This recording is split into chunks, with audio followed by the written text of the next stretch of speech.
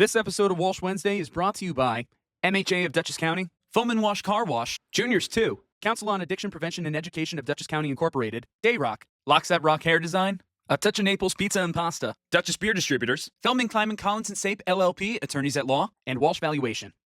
Let's stay curious, keep an open mind, and as always, I'm glad we get to spend some time. Welcome to Walsh Wednesday. Oh my God, I feel so energized. I want to climb a mountain. Oh, I love it. So I might have put some stickers in the book. Did you? I don't know. I got to. So Oh, it literally dropped out. so put the sticker on yours somewhere. And the laptop that I'm currently using, it's going right on that. oh, I love it. Yes, we are going to go climb a mountain today. We're doing it. It's so fun and exciting. You're awesome. You I are had too. No idea how it was going to go, and it was great. How old are you? 28. You are amazing. You are just incredible. Well, thank you. I'm so happy to know you. You're inspirational to me, and I just am so excited for you and everything that's going to happen for you in your life. Much appreciated, Carla. Hey there, and welcome back to Walsh Wednesday. As always, I'm Connor Walsh, coming to you from the Mental Health America studios, and we got a great episode for you guys today. You've seen that we've had the good friend, John Ondrasik, aka Five for Fighting, on the channel a number of times. Today, we have his other half. With us today, we have Carla Ondrasik. She was a big time when it came to the music industry. She was in the industry for about 25 years, was the former vice president of creative writer development at EMI Records at the height of their prominence in the music industry, I might add. Not to mention, she's worked with artists like Barbra Streisand, Johnny Mathis, Cher, Huey Lewis, Martina McBride, Earth, Wind & Fire, Mariah Carey, NSYNC, Christina Aguilera, and so much more. She also worked with her husband. I would hope so, at least. And then on top of that, she is promoting her new book, which came out last year, Stop Trying, which she sent me this lovely copy of. I'm so grateful for. And she even wrote a little note. It's so sweet. So without any further ado, we have with us Carla Ondrasik. Carla, how are you? Hello, I'm so good. What an introduction. I love it. Hey, you lived all of it. I'm just reading off notes. but again, thank you so much for the book. And I'm really excited to be speaking with you today. This literally just stemmed out of my last conversation with your husband, where he was talking about the book. You shared the clip and I'm like, hey, you want to talk about the book online? It wasn't even a formal message. I just said it in the story and you're like, sure, let's do it. Yeah, that was really fun. And John's so proud of me, which is really great. I love that. That's the way it should be in any kind of relationship. The fact that you guys are going back and forth. Oh yeah, no, he was great when he was showing off your book and he was talking about you. And no, he was very happy and proud to talk about that in our last interview. No, this is really, really fun. So again, Stop Trying, the life transforming power of trying less and doing more. You can see I got some Star Wars stuff on the side here. It's not regular Yoda, it's Baby Yoda. But that reminds me of Star Wars Episode 5, Empire Strikes Back. Do or do not. There is no try.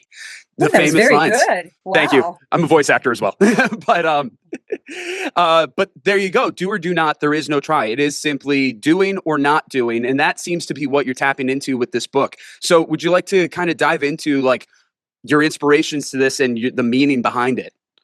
Yeah, absolutely. And I love that you brought up Star Wars because there's an actual line that comes right before he delivers the iconic do or do not to Luke Skywalker. What he says to him is, you must unlearn what you have learned.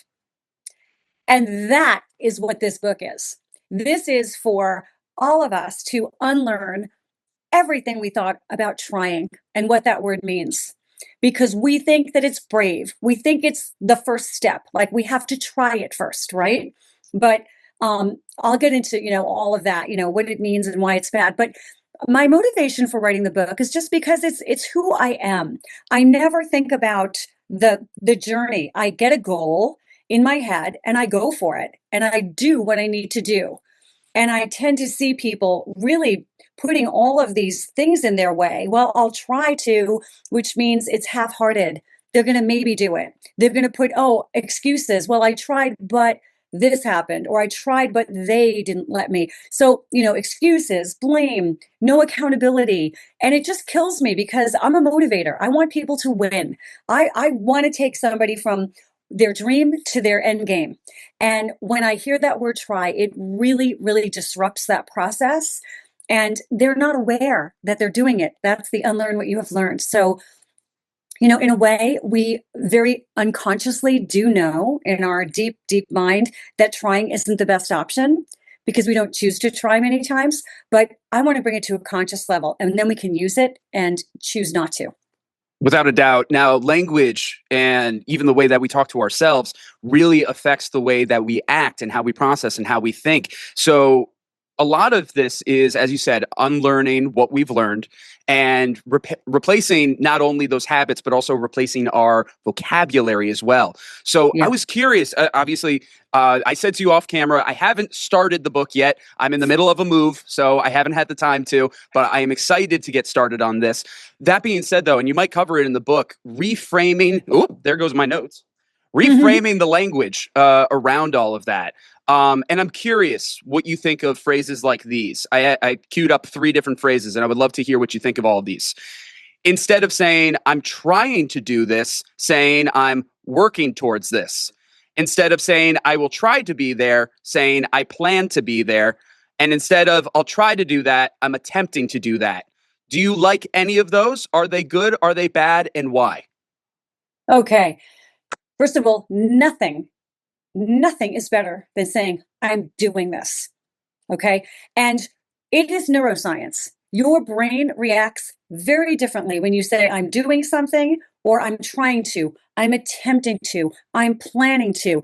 The brain will light up a little bit when you say, I'm attempting to, planning to, trying to, because it's getting little hits of dopamine, serotonin, and adrenaline and all that. But when you say, I'm doing it, the brain is on fire. It's like, okay, now what steps are we taking? The attempting, you know, in the dictionary, the definition of try is an attempt or an effort to do something. But in reality, I'm trying is I'll maybe kind of sort of do it if-ish. It's a half-hearted attempt or an effort. Trying is a half-hearted attempt or an effort. Doing is you're going to take action. You're going to take a first step. So I don't like attempting to. I don't like I'm planning to, because, you know, yes, we have to have a roadmap and we have to plan our steps to what we're going to do, but you have to take the step. So there's nothing better than saying, I'm doing this. And if you do it and you start doing it, start taking steps, now you're in action mode. Now there's a place to go. So my brain goes into overload when I answer these questions because there's so much that I want to say. But attempting to, you know, planning to do it, I'm working on it, is nothing. The only answer is I'm doing it. And that's how you're going to find out whether it works or not. Beautifully said. And there's a reason why I brought all those up is because it was try in disguise. So I wanted to reframe these different sayings and be like, oh, well, if I don't say try, let me just say something else. Well, let's try in disguise. So what are we doing here? So obviously you have the do or the do not. That's just simply the options here. But doing, and this is my perspective, and I would love to hear yours on this. Doing doesn't always mean success. It means you work towards something, you're working on it, you're physically putting in the effort to do something. Maybe it doesn't work out the first time around, or maybe you need to work around it, but it's just simply putting in the action to see if it works and see what you need to do moving forward. Would you feel the same way on that? Yes, doing does not equal success, but it does. Okay, doing doesn't guarantee success, but it guarantees you a better chance at success instead of trying. So, and of course, yeah, when you're doing something, you're going to figure out this isn't working. I have to pivot. Now I'm going to go about it this way. Sometimes the greatest mistakes that we make when we're doing something, oh my God, an epic failure. I was doing it and I fell flat on my face. But guess what? I discovered this instead, which is even better. So yeah, never expect that you're guaranteed success for it. It's like going to the airport. Just because you're at your gate on time, even 2 hours early, does not guarantee that flight's going to take off. But if you're not sitting in that seat at that gate, you're absolutely not going to make that flight if you try to get to the airport, right? Agreed. And the airport doesn't say to us, hey, can you try to be here by 9:30? We want to try to take off. So because the businesses don't work that way. Nothing can work that way on a try. And you wouldn't put your money in a bank that says, you know what, we're going to try and take care and monitor your money. We're going to try to keep it separate from everybody else. And we'll try to have it available to you when you want to withdraw. You'd be like, there's no way. I am not putting my money in that bank. No. You're going to the FDIC insured, we are going to manage this money and blah, blah, blah. So for sure, you are definitely not guaranteed any type of success, but you are guaranteed a front seat, front row, better chance at having anything that you want to happen when you put a do in front of it. There's a couple of lines, couple of quotes that come to mind. First to reference, well, your husband fight for fighting hockey legend Wayne Gretzky. You miss all the shots you don't take. That's a big one. And that's just simply saying it's like you have to do it in order to get any kind of result from it. Another quote that I really like, my cousin in particular introduced me to it, but it's something along the lines of, even if you're on the right path, you'll get run over if you stay still. Yeah, I love that. I love that for sure. And, speaking of quotes, I've been challenged before. I think Michael Jordan said something about, you got to try, you can't stop trying. And this is a great moment here to say, I'm not talking about semantics. And I think that's what he meant when he said that. So the semantics is, I'm going to try to pick up this pen. It's a very small action with very little effort. I mean, big ticket items in our life, our health, happiness, careers, relationship. Think about it. I'm going to try to spend more time with my kids. What does that look like? You're already half-hearting the process. Maybe you'll do pizza night on Friday night one time. That's what try looks like. I'm going to try to lose weight, try to eliminate salt from my diet. I'm going to try to make sales. I'm going to try to build my podcast. I'm going to try to get whatever. You're already half-hearting the process. I'm getting that person. I'm doing this. I'm making this happen. I mean, just saying it, your volume gets louder. You sit up straighter. You feel more excited. And it's a physical thing that happens. And for me, I'm like, am I the crazy person in the room? No. And that's why I wrote the book. And it's really resonating with people. Can I tell you a story? We're just jumping all around. Please. But this mindset is so quick. It doesn't take months or years to develop and to incorporate into your life. It happens immediately. I have seen people change their lives in less than 24 hours. And I get texts every day. I got one yesterday from New Zealand. Carla, I can't tell you how busy I am and how my life is exploding right now. That's why I did the book. That's why I'm so excited. But so here's the story. So when my kids were younger, I would take them to the bus because the bus stop was at our local park. And and I have a dog, so I'd let the dog out at the park and we'd hang out. And I started seeing this guy walk around the park with these giant headphones on. I was in the music business, which we're going to talk about. There you go, like yours. And he would just walk around and around in the loop. And I was dying. I'm like, is he listening to Five for Fighting? What is this guy listening to, right? As he's walking around the park. But I never interrupted him. So one day the headphones were off and he was like fiddling with them. And I went up and I said, hi, I see you here all the time. I'm just so curious. What are you listening to? And he goes, oh, I listen to podcasts and motivational talks and TED Talks and books on tape. I really seek motivation and inspiration because there's so many things I'm trying to do that I just can't seem to accomplish. And when I hear that word and I'll catch it, I'm like, my brain explodes. I'm like, the try word. So total stranger, total true story. I said to him, tell me one thing, just one thing you're trying to do. And he said, I'm trying to get back into swimming because I'm out of shape and we have the new pool at the YMCA. So I'm trying to get back into swimming. All I said to this guy was, why don't you stop trying to go swim and go swim? Why don't you stop trying to get back into swimming and go swim? And he looked at me like, okay, lady, nice to meet you, headphones back on. And he took off. And I thought, oh God, he's never coming back here. I have ruined his incredible time at the park. And I went home. And of course, the next day, same time, back at the thing. And I opened the car door. There is a maniac screaming across the park. I did it. I swam. I didn't try. I swam. And I was so happy. This guy was like waiting for me, and he has changed his whole life. I interviewed him. He's in the book. He quit his job. He is still swimming. His name is Armani, and the guy was amazing. Less than 24 hours. He Wow. got it. He's like, wow. So the trying part, by the way, is worrying about, wondering about, thinking about, planning, making the lists, writing things down, talking about, sharing all the shit you're trying to do. And that's what he was doing. He was listening and waiting for motivation and wondering and worrying about all the stuff he's trying to do. And I'm like, hey, stop trying to do it and just go do it. And boom. I mean, that's how it works for everything, by the way. Yeah. Every single thing. You pick something that you're trying to do in your life right now, and I'll give you an action. I'll give you a step you can take to do it. I'm It's sure great. that you can. And no, you have the right mindset towards it, without a doubt. So incredible story. And I'm excited to learn more about it in the book. But that just brings me to a question right there, how you didn't know the guy. You had this conversation and you told him, well, how about you stop trying and you just do it?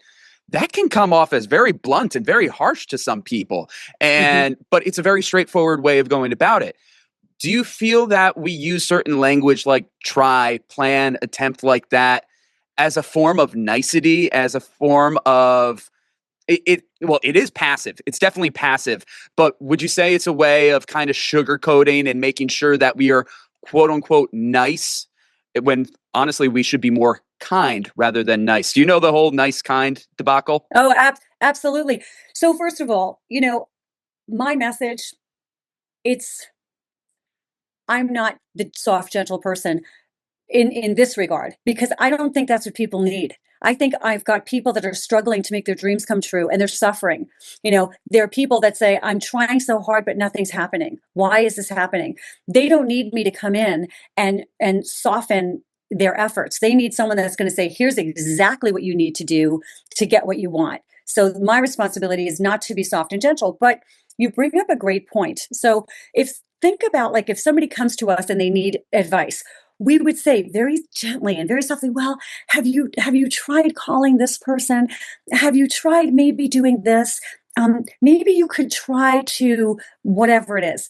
What they need is call this person, get this book, sign up for this class. They need strong, determined action that they can take. Not that well, have you tried? And we do that because we think we're being kind. We want to be gentle and encouraging and soft. And, not all of us are very, have that persona, but you can deliver the strong message kindly. Here's who you need to call. This is what you need to do right now. This is what you need to stop doing and start doing. Something that goes hand in hand with this is many times we'll say to someone, well, I'll try to do that for you. Or if someone invites us to something and we don't really want to go, we'll say, well, I'll try to make it, because we think we're being kind. But in reality, we're not.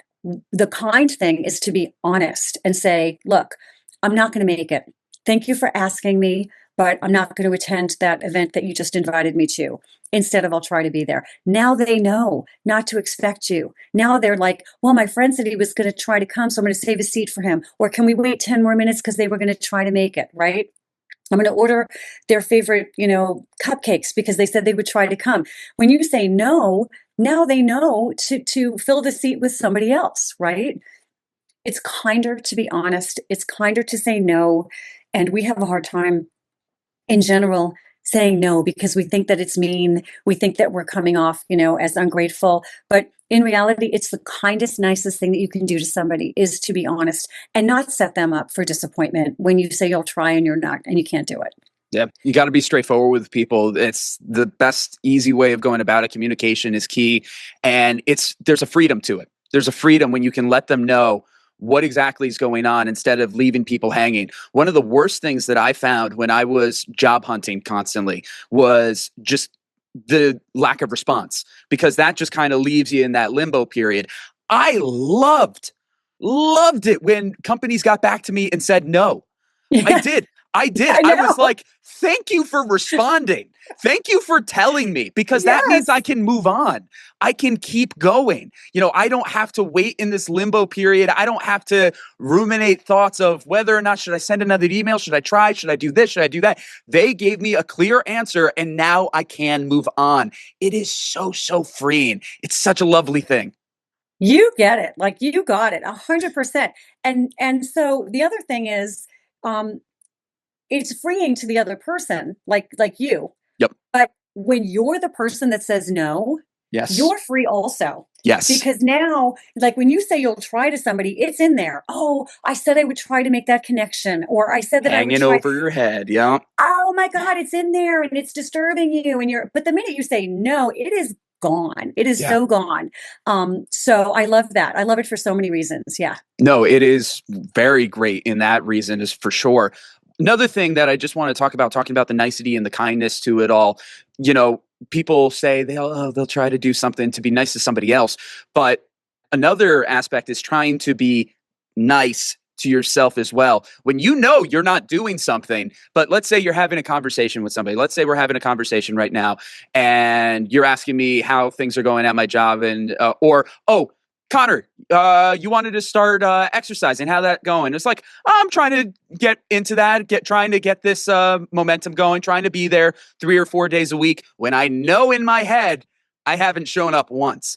Do you feel that in that case, we say try as a defense mechanism for our own sake on the inside to make ourselves feel better, almost kind of like a verbal self-medication?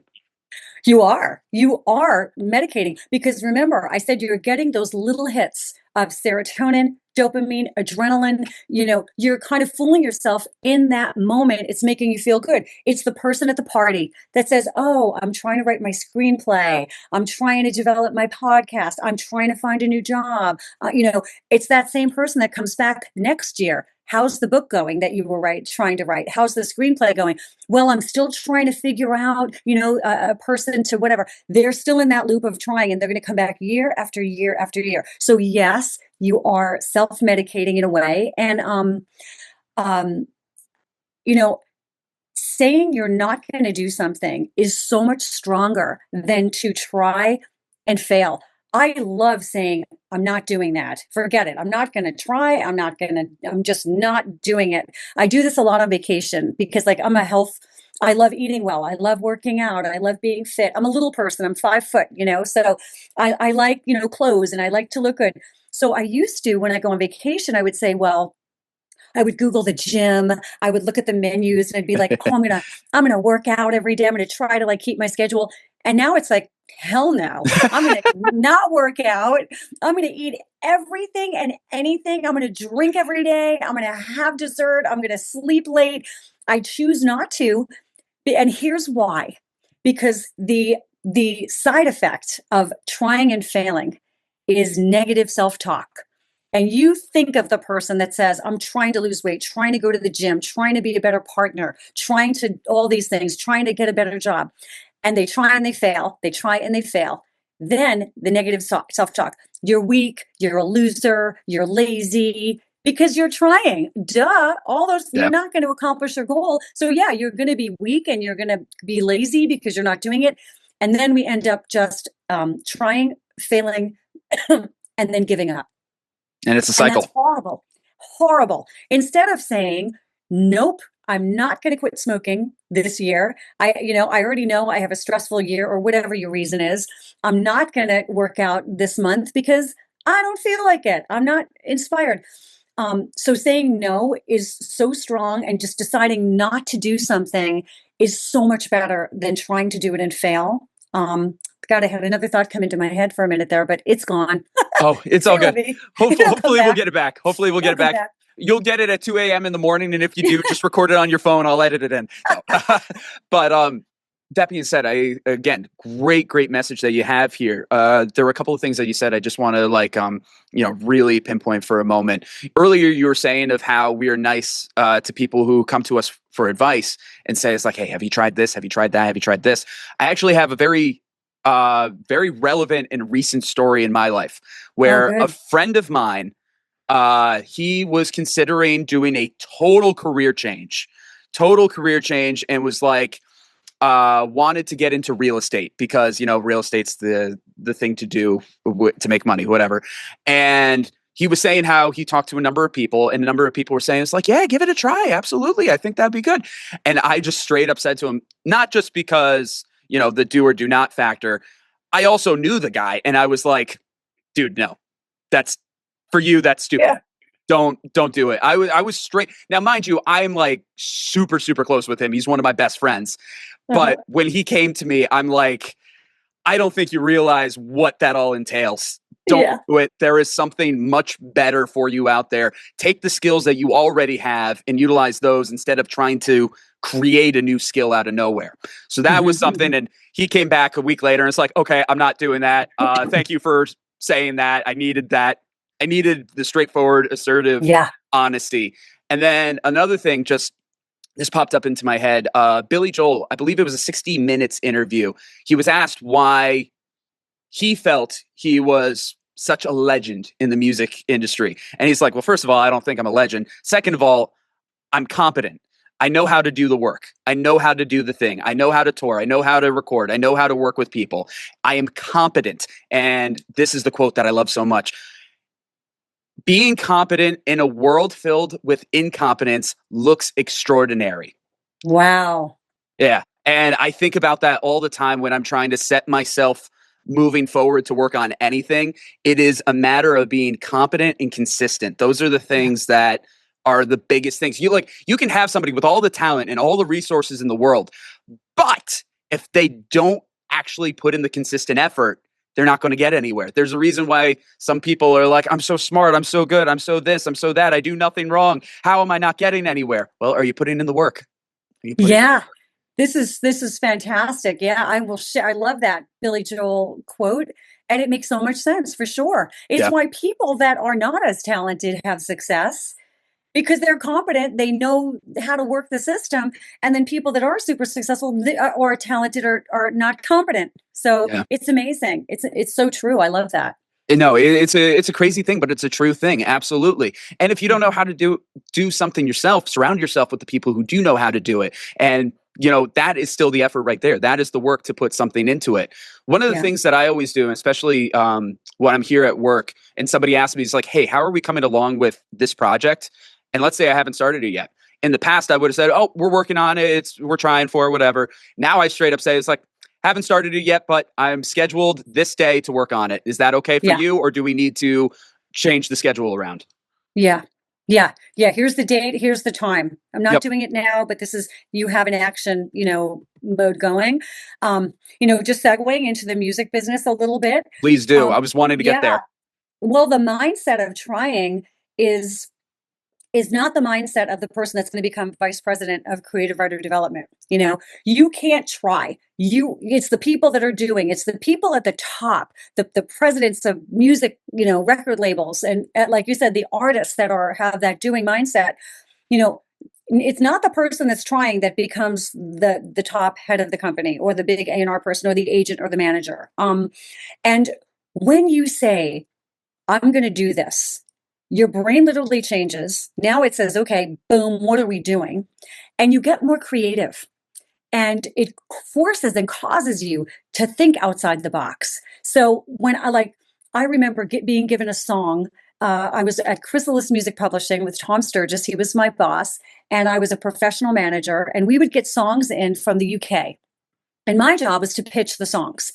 And I remember this song came in that I knew I could get a cover on. I knew that if I had, an exclusive, because everybody in the company could pitch the song all over the world. We were all given the same stuff. And I asked my boss, just give me a 24-hour exclusive on this song, and I'm going to deliver you a hit. I'm doing this. I want this. I'm going for it. And he said, your 24 hours starts right this second, so get going. And I took that song to John Kalodner, who was at Geffen Records at the time. Pretty famous guy. He was more famous than Aerosmith, the bands that he represented as an A&R director. He was iconic. Anyway, so I called his office because Geffen Records had Guns N' Roses, Aerosmith. They had all these really great bands. I had this huge song. And so I called over there and the secretary said, he doesn't meet with publishers. he doesn't listen to songs from publishers. You're going to have to get your song to these people some other way. Like maybe call the management. And I'm like, I said, no, tell him I'm coming over right now to play him this song. I did that because I was doing it. I had this narrow pathway here. And I marched myself over to Geffen Records, and the door was wide open. I think he was more interested in meeting the creature that like demanded to see him than to hear the song I had, you know? And of course he's like, come in, who are you? Put the cassette in. That's how long ago it was. And the song was called Heart of Stone. And he said, first of all, it is a hit. It was the title track, big single for Cher, for her biggest crossover single. It was the video, the artwork. It was she's one of the biggest artists, by the way. If you Google Cher, biggest top selling female artist ever. Okay. Oh, by far. And it brought her over to the United States to have a big hit here. And then of course she's still recording songs, which is crazy. But we developed a really nice relationship, John and I, but it was that mindset of, I'm not going to try to get this song covered. Everybody in the company gets songs brought to them. Oh, let me try to get this on a record. Let me try to get this as the single. Let me try to get to that person to see if I could try to whatever. No, you can't think like that. So when you say you're going to do it, it really forces you to become this monster of like, what am I going to do and how am I going to do it? And it's so much more exciting and it's so much more fun. And failure becomes nothing when you do that. Yeah. Failure is the greatest thing that can happen to you, because when you do something and you jump in and you fail, you fall flat on your face, you scuff yourself up. Now you learn, okay, that didn't work. So next time I'm doing it this way. Yeah. And so failure becomes the greatest gift. And you know, so many of us are so afraid of failing. And what are people going to think of me if I don't do it? I said I'm going to do it and then I fail. The people, what they're thinking is, wow, you were so brave. You actually did the thing that I would never even do. So people don't look down on you. They actually admire you. And so anyway, so that was like one little story. And I did that so many times. I'd walk into a business and say, you know, I want to work here. And they'd say, well, we just hired so-and-so. I'm like, well, fire them and hire me because I'm the person that you want. I've said those words. Fire them and hire me. You want me. And people feel that energy from you. They're inspired and excited. I just remembered what I was going to say earlier. Yes. All right. Here it is. It came into my brain, and it's perfect for right now too. We feel like we need to wait for the motivation to start something. So when I feel motivated, when I feel ready, you know, but motivation never comes first. When you start to do the thing, that's when you get motivated to keep going. So it's like, who's going to want to wake up at 5 a.m. and go to the gym? Nobody. They're not going to be motivated to get out of their warm, comfy bed while it's still dark out. You're never going to be motivated. But it's getting to the gym and meeting your friends there, feeling that sweat, that workout, starting your day, the pride, the accomplishment you feel. The motivation follows the action. It's when you start making those sales calls and make your first sale, right? It's the realtor who sells his first house. That's going to get you motivated to sell your next one. So motivation doesn't come first. No one's going to be motivated to just kind of do all the drudgery and the hard work. But if you want to get that feeling of motivation, you have to do it. So anybody listening that's waiting for the motivation to begin to do something, you're never going to get it. It's never going to miraculously come to you. Start doing it, and then you're going to feel the motivation to keep going. And it's really magical and really great. It is a magical experience, giving yourself that ability to do so. I've talked about this with one of my best friends. It's discipline and accountability over the motivation. When the motivation wanes thin, it's the discipline and the accountability that's going to keep you moving forward. And pause. We're going to take a quick break from our interviews to hear from our sponsors. First up, we got our friend Andrew O'Grady from MHA of Dutchess County. When we talk about mental health, we often focus on the symptoms, anxiety, depression, isolation. But what we don't talk about nearly enough is the root cause. And more often than not, that root cause is trauma. This is Andrew O'Grady, CEO at Mental Health America of Dutchess County. Trauma doesn't always look dramatic. Sometimes it's quiet. Sometimes it's an experience you've carried alone for years. Sometimes you've never spoken about it because it feels shameful or because you were told to just move on. But here's the truth. Holding a painful secret doesn't protect you. It weighs on you. It shapes how you think, how you feel, and how you move through the world. It can impact relationships and jobs, the way you attach to people and interpersonal friendships and work relationships, and you don't have to keep carrying that weight by yourself. Healing is possible when you finally feel safe enough to talk about it. Contact a therapist today. If you need help with that process, contact your primary care physician or call MHA of Dutchess County. We're happy to help you find someone. It's time to take care of yourself. You just may have the best year of your life. For 60 years, we here at Foam and Wash Car Wash pride ourselves on giving back to the community because we're your neighbors. It's our community too. In celebration of Foam and Wash's 60th anniversary, we want to say thank you. By visiting the link on screen and in the description, you'll receive one free hot wax and shine car wash. No hassles, no gimmicks, just a token of our appreciation.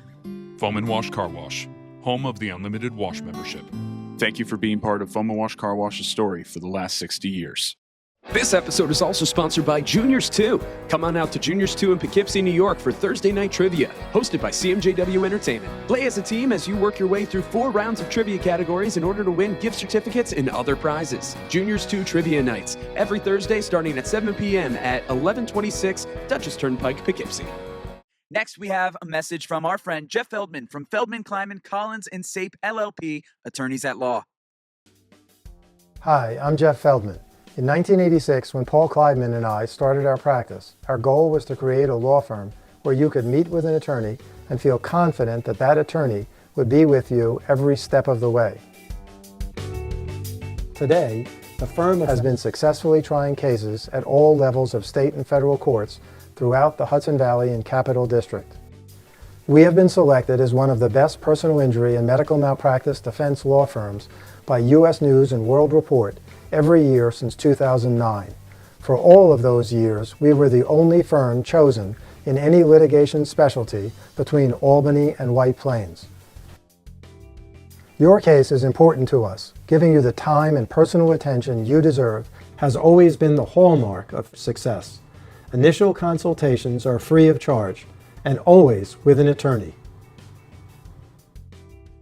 In 1 year, I went from unemployed making videos in my family room to becoming a top 40 under 40 honoree, gaining hundreds of thousands of views. And I'm just getting started. It's time for the second annual Walsh Wednesday Fund Drive. It's Connor coming at you once again, and what better day to launch the second annual Fund Drive than to do it on National Connors Day? Seriously, that's a thing, not some April Fool's prank. Guys, 2025 was such a transformative year here at Walsh Wednesday, and I'm so excited to see what 2026 has to offer. Over the span of the last 60 plus episodes, not only have we gotten to speak with local leaders and creators, but we worked with platinum selling artists, Broadway veterans, Hollywood actors, banana ball players, and even Olympians. Because of the hard work from this past year, Walsh Wednesday is once again nominated for Best Podcast, part of Hudson Valley Magazine's Best of Hudson Valley. None of this would be possible without you, so thank you. You can help Walsh Wednesday continue to grow by donating to our GoFundMe and by voting for Walsh Wednesday for Best Podcast.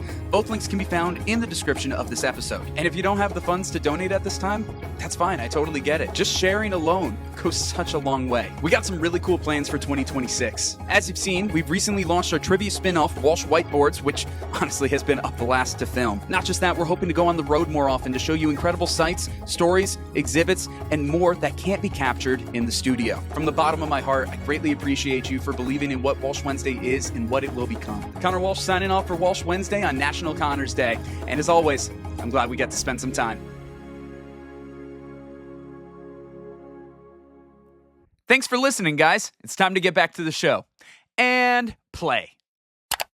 It's interesting, you know, what you were saying about like showing up in person and being like, hey, I'm showing up and he's going to listen to this whether he likes it or not. You know, I had kind of similar aspect and something that I try to recreate in my life as often as I can. Back in 2018, I was actually in this music competition through PBS. It was called Celebration of Music. And the whole idea was we were on TV, sure, we had to perform, sure. It was any one of those talent competitions, you know, but you needed votes. And I didn't just want TV to be it. I was in college at the time, College of St. Rose, and I went around every single dorm, knocked on doors with a big sign with all the information. And I said, hey, you don't know me, but I'm a musician. I'm here at this school. Could you give me a vote, please? It's free to do. And, you know, most people did. And then I went outside of the dorms, went to the Albany community, started knocking on doors there. Didn't have as great of reception that time, whatever. And then I was like knocking on doors of radio stations and TV stations. Amazing. Every TV station said no, but I did manage to get on a couple of the radio stations. So that's good. But it was just like physically showing up and giving them no other option. And you know what? I won. I won it. You won it because that's knocking on those doors. That's, it's amazing. I love that story. I live for those stories. I love reading about successes like that. You're that guy. And, so it's the I'll try to do something is not the guy that's going to knock on every door in the dorm. Just there's no way. And, so I absolutely love that. John, when oh my God, I was at Motown Records and having a meeting, and I heard a voice through the wall. Ooh, I get to hear your side of the story. I love it. And that was John's voice. But what I said to myself was not, wow, I'm going to try to find out who that is. I'm going to try to maybe work with that guy. My first thought was that voice is going to be on the radio. That is a radio voice. And then I just did anything I needed to do to get to that voice and get it on the radio, which meant seeing him perform, signing him to a publishing deal, shopping him for a record deal, and doing all the steps, right? So, but it was literally from a voice through the wall. I go from A to Z. I'm going to make it happen. You wanted to win your competition. Okay, I'm going to win it. And this is what I have to do. I'm literally knocking on doors and asking people for their votes. So it's really, it's an amazing thing. And isn't it so much fun to do that? Oh yeah. So much more fun than going, well, I'm trying, but I can't because it's going to be so hard. And other people aren't going to want to vote for me. It's all those excuses and the blame and, I may do it, I may not. It's like, that's just so depressing. And like, sometimes you get lucky. Those people may get lucky and something happens for them, but not usually. Oh yeah. Without a doubt. When I was doing that, I was still terrified. I was terrified as all hell. And oh my God, I remember the first night that I went around to do it. Thank God I was wearing, I think I had a jacket on, because when I took the jacket off and I saw my shirt, sweat stains all over. It's like, I don't know if I've ever sweat this much in my life, you know, and it's a terrifying thing. But like, once you do it, it gets easier to do. Easier and easier. Oh, absolutely. I'm afraid every day, writing my book. First of all, I never thought I'd be an author. I knew that I had this message, and I had women's groups. Anyone that knows me in my life, literally anyone on any periphery of my life, they know that you can't say try around me, right? And of course, I've motivated and worked in music publishing. I worked in employee relations before that. So I've been sharing this message, but I'm 62 years old now, and I had the huge career, and I raised my 2 children, and I've worked hard my whole life. I'm like, are you kidding me? I'm going to write a book now and start working again. So, and I had to learn how to do all of this. I had never written professionally. I never read a book about writing a book. So it was like, just thrown in the middle of the deep end, and you just got to find your life preservers and you got to find your way out. And I was so scared. I was talking about things I didn't even know what they meant. I was hiring people. I needed publicists. I needed to do the whole social media thing. Every day I was terrified of everything. And you just do it. You just muddle through it, because at the end of the day, I knew that I was given this opportunity to share this message on a big scale, and was bigger than my fear. It was bigger than anything. We fear failure. Yes. So we say we're going to try because we want to protect ourselves. Oh, I only said I would try to do it. I didn't say that I would do it. So if I fail, it's all good. And we fear success too. We fear success. Oh my God, what if I say I'm going to do this and I do it? Now my life's going to change. Now I'm going to have to travel more. Now I'm going to have to hire people. Now I'm going to have to level up, There is comfort in the discomfort, for sure. You get used to it. 100%.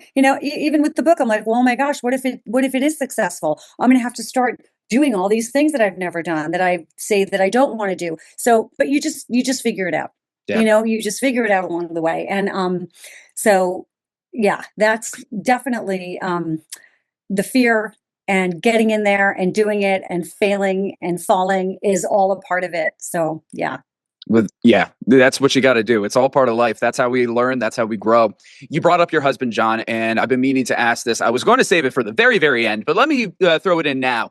So, of course, your husband, John, Five for Fighting, you know, some of his biggest hits, 100 Years, The Riddle, Chances, they're all about understanding and seizing life. How has your professional and personal relationship, being married for, what was it now, about 25 years, influenced 28 years. 28 years. How has that influenced both of you guys, how you approach the world? Wow. John is an amazing guy. He is my best friend. He writes the songs that are about life, as you said. And I think together we're very different.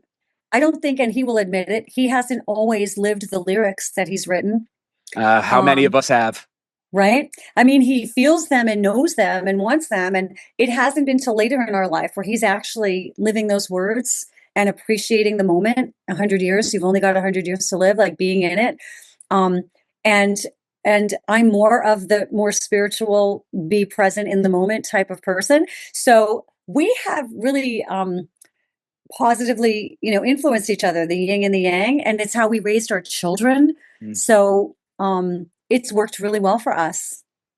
And those songs, I wish he'd write more. I want more from him. I keep saying, write another record, because he just expresses how we all feel inside so well. And I've learned a lot from him, and he's learned a lot from me, and we're in the best years of our life right now. It's really great. That's beautiful. That really is beautiful. I don't know how many of the other interviews with him you've seen, but I've mentioned before, like, Superman, It's Not Easy was like one of my first memories of liking a song. I was like 3 years old and I would have my dad rock me to sleep to it. Oh, you can tell how Superman is still very big in my life. I had John sign a Superman shirt for me and I hung it up. It's never being worn ever again. So, that's the kind of influence that his music has had on me for sure. So getting to speak with him and work with him, and now to be able to speak and work with you, this is a beautiful and full circle surreal thing. This is crazy. But, which is so amazing. So thank you for that. We've been focusing so much on the book and the narrative and a lot of kind of the background on it. You gave us that fantastic story about Cher, but you have such a repertoire of people that you've worked with.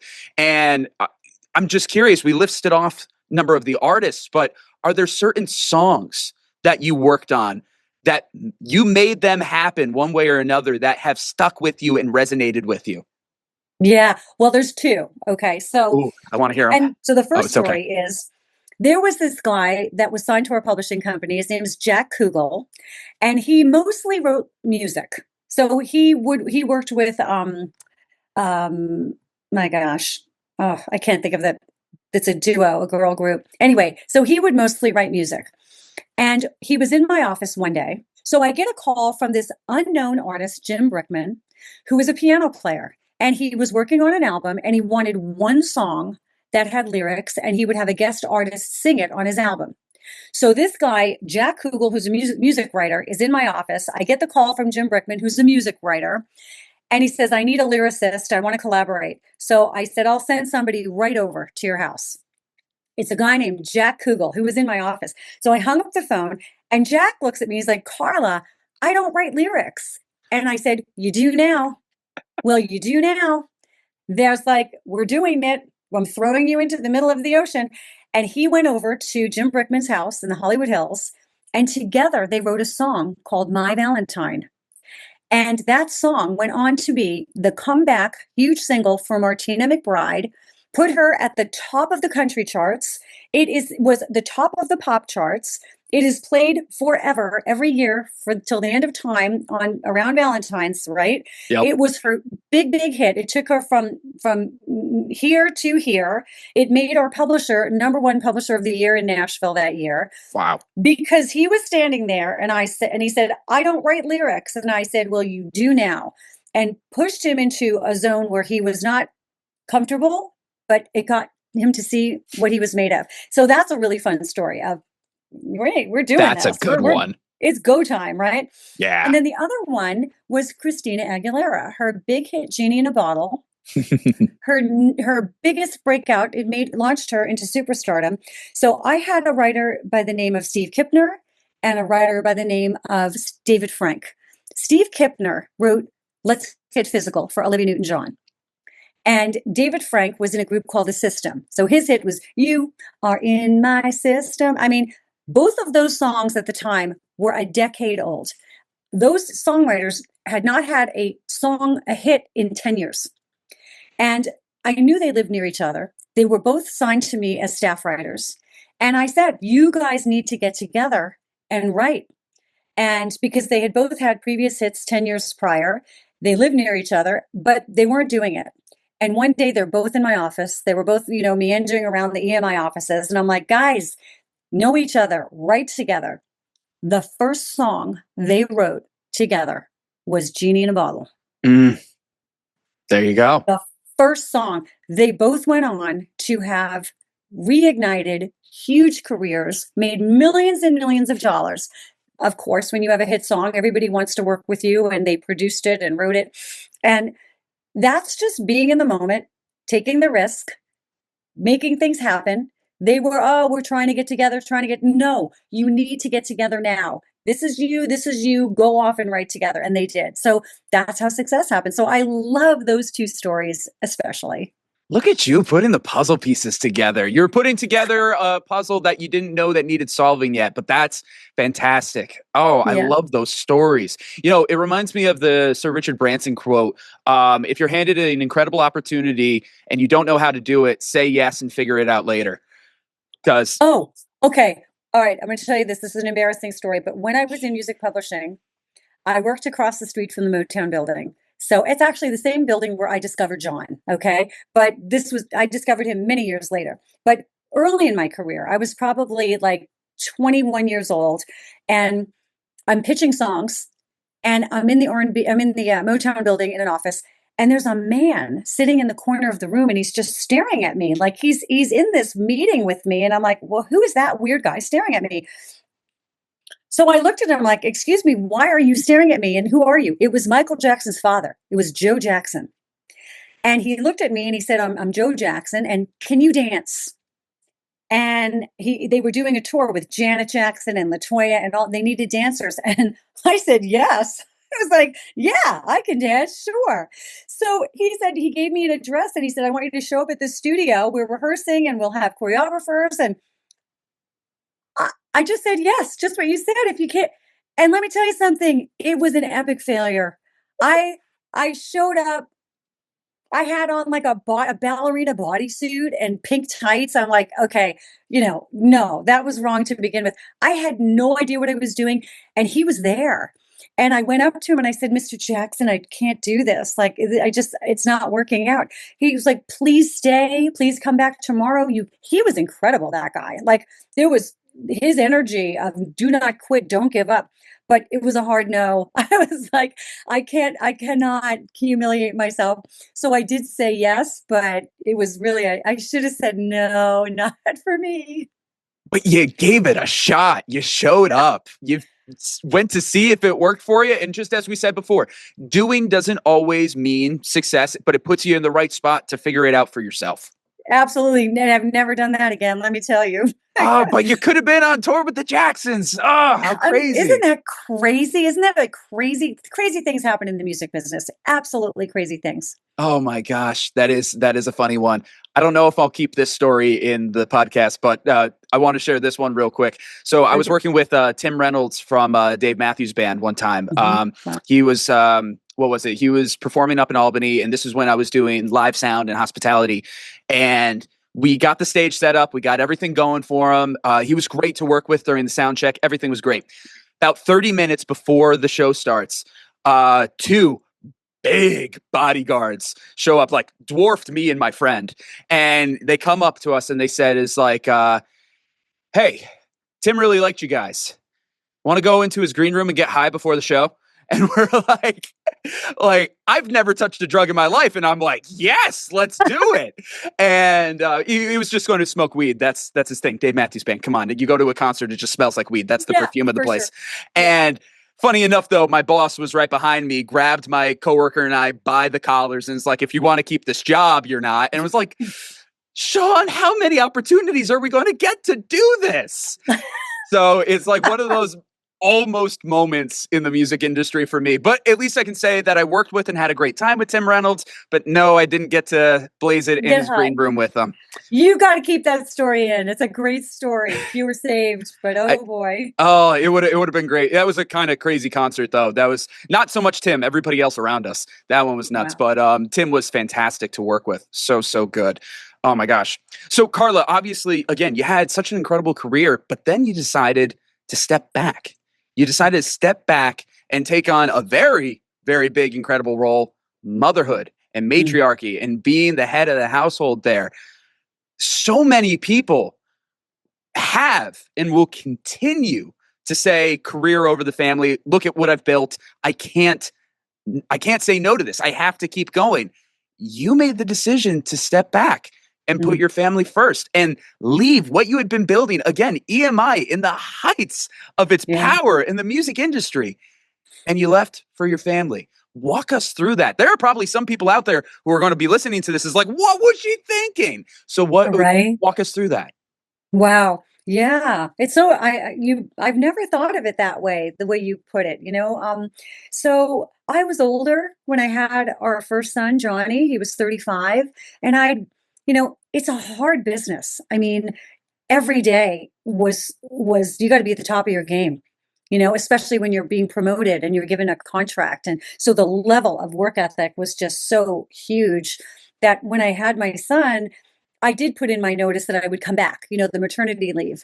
But I realized there's no way I want a nanny or somebody to raise my child. I've waited my whole life for this. And so once I had him, it really became an easy decision to say, I'm not coming back because look at this that I have now, and John, it was simultaneous. When I had Johnny, his career, Superman, came out. So he had to go off and promote that. So I'm like, I have to be here. I have to be the one that takes care of our child. And so, I played with the idea of consulting. I had offers from other companies to consult from them from home.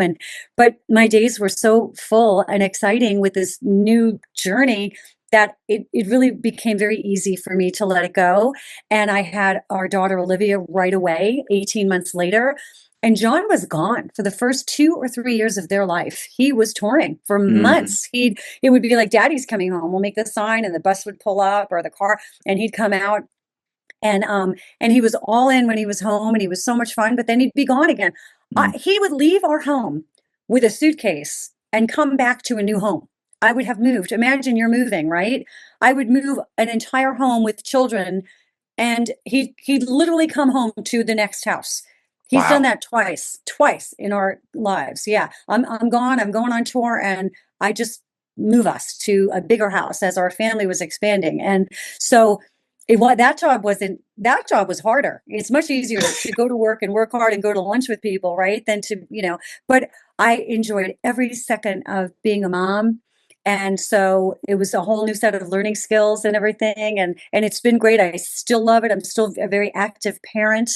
We have a son in Texas who's living there. I just spent Mother's Day with him. We went to the racetrack, and our daughter is following in John's footsteps. She's, focusing on a music songwriting career. She's amazing.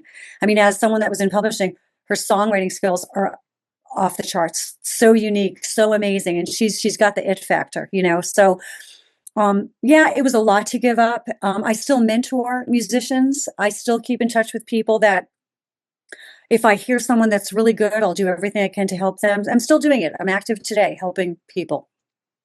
Wow. Absolutely incredible. And I'm still hung up on what you said about having to move twice on your own. Like two huge things. That's a huge thing on John. That's a huge thing on you. Two totally different perspectives of it, though. Because here he is like just showing up to a brand new place and, trusting you to do it. And then there's you who is managing the move. And, that's a lot. But he's the one off touring and paying for it. And, this and that. Oh, my God.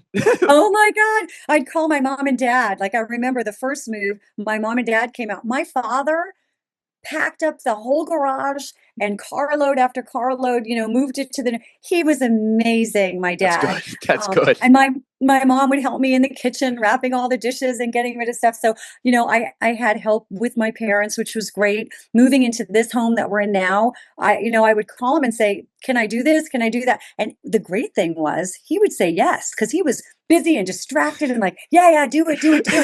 If he was here, he would have been like, no. So it actually, I worked the system to my benefit. I'm like, oh, honey, I know you only have 2 minutes, but I got to run this by you. Like, yes, just do it. So that was That great. worked out. Nice. I love did. it. I want to touch upon what you said at the beginning of that story. You said how you never thought about it the way that I described it.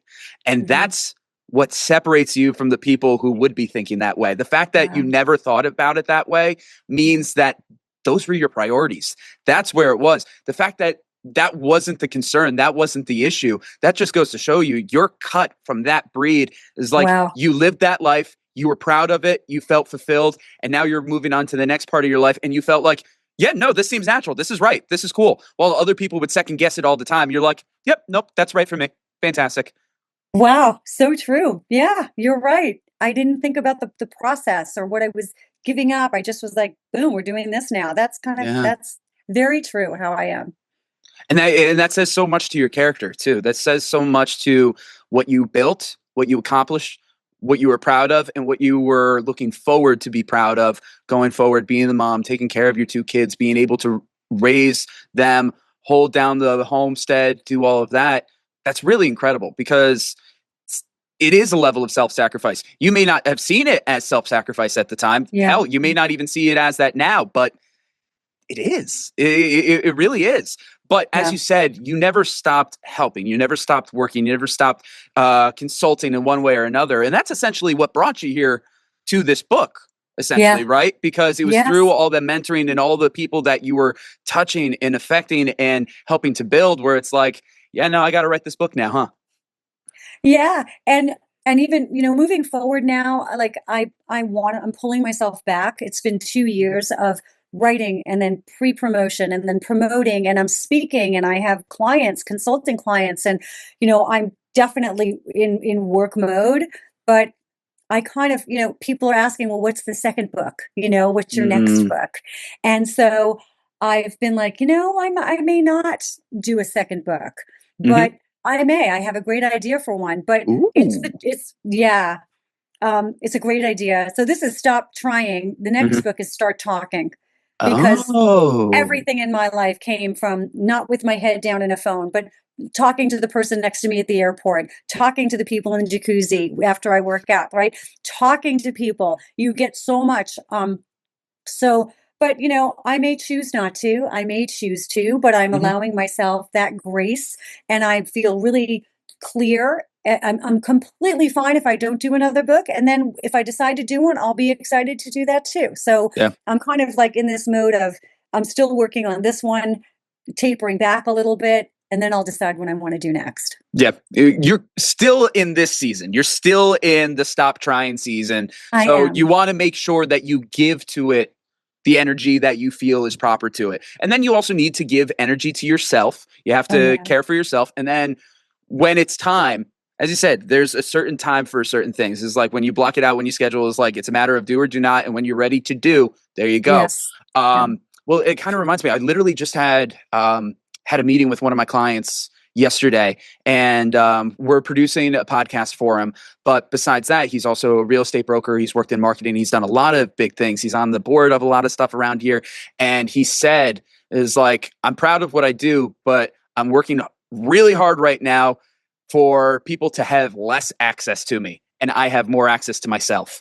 Wow. And that's such a key thing, because again, you can't pour from an empty cup. You got to have the energy for yourself. You have to be able to take care of yourself to then be able to take care of others. And it sounds like you're leading into that once the Stop Trying book tour is all done. Right. And I love when you just said, I'm working toward. He didn't say I'm trying to create space for myself. I'm working toward, allowing space for me. And he did say that. That is a quote. Yeah, that is not great. me just working this into the conversation. That is what he said to me. Yeah. Yeah. It affects everything in our life, our personal health, we have to make that and create that time for ourselves. I love to say if you are trying to make that dermatology appointment, that annual dermatology appointment that we all need, and you're trying to find an in-network doctor, trying to talk to your friends about who they go to, trying to figure out the best time to go. You could try for 6 months and not make that appointment and miss a huge diagnosis. You have to just make the frickin' phone call. You have to make the appointment. You can't try to schedule that. It affects our health, trying to lose weight, trying to cut out sugar. What is that? You're not doing it. You're just trying, and your blood sugar is going higher and your salt intake's going. You're not doing it. I'm also the president of our HOA, which is probably the craziest thing I'll say on this entire podcast, because who wants to do, like, really, it's a thankless job. It's like horrible. But there were some changes that I wanted in my neighborhood that were not happening. It was 20 years of the current board trying to do these things. So I'm like, that's it. I'm on the board. I'm the president. And in a year and a half, we concluded a huge project that they'd been talking and trying to do for forever. So you can jump in and apply this to anywhere you want. Like, what do I want done? I'm doing it. And, and then especially when you were saying about for your own self, I'm the priority. So yeah, I'm tired. I'm going to stop now. I'm going to go take a break. I'm going to go eat a good meal. I'm going to go do whatever I want to do. I'm going to go get that massage, I'm going to go take a walk in the neighborhood. I'm going to do what makes me happy. And that's a huge priority, because you're no good to any of these other domains of our life if you're not in a good place. So. No, beautifully said. You said it very succinctly, and in the case of like HOA and pretty much all the other stories that you said as well, you were the change that you wanted to see. And that's a huge, huge message to everybody out there. Carla, I've had you here for a little over an hour. You said I had you forever. I'm not going to hold you forever. I'm not going to hold you forever. I want to make sure that you have the rest of your day. But before we completely wrap up, there's so many call to action, so many great things that we said today. But is there any last little nugget that you would like to share with the audience, whether it's something that we said, something that we haven't said, reemphasize something, whatever it might be? What would be your last little nugget today? Oh, okay. Well, 2, really find what motivates you. Like, what is the thing that motivates you? And go do that. But the big nugget is that we don't have forever. And if you don't do that, you're going to have regret. You will regret not doing it.